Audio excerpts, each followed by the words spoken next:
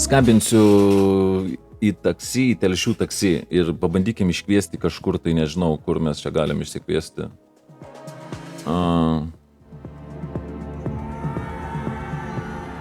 Prie kapinių. Tiesiog prie kapinių.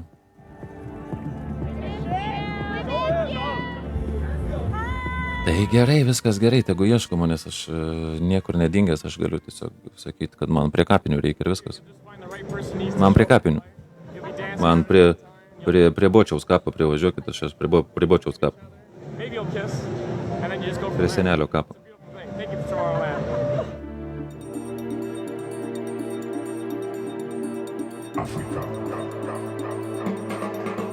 Aš prie senelio kapo laukiu jūsų, jau sušalęs. Jau išbalęs. Jau atrodau kaip senelis. Nu ką, pabandom išjungti muziką. Ir bandom sukti. Žiūrėsim, kas čia gaunasi.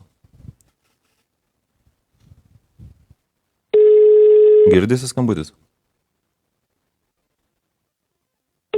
Taksi. Labą vakarą. Labą vakarą. Žiūrėkit, ar galit atvažiuoti? Galima. Nu, norėčiau čia prie kapo, kad privažiuotumėte su kapinės. Prie naujųjų kapinių.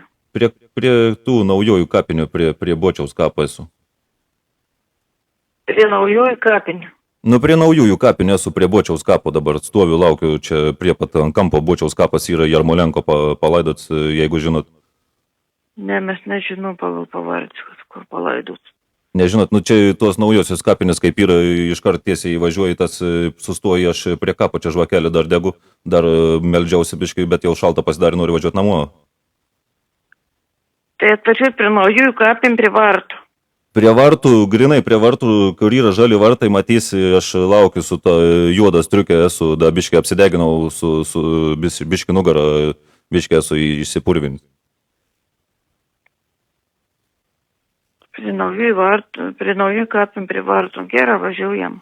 Ne, gal palaukit, aš nežinau, aš iš tikrųjų žiūriu, kad aš dar batą neturiu. Palaukit, aš perskambinsiu, blemba, aš be batų kažkur batą pamečiau.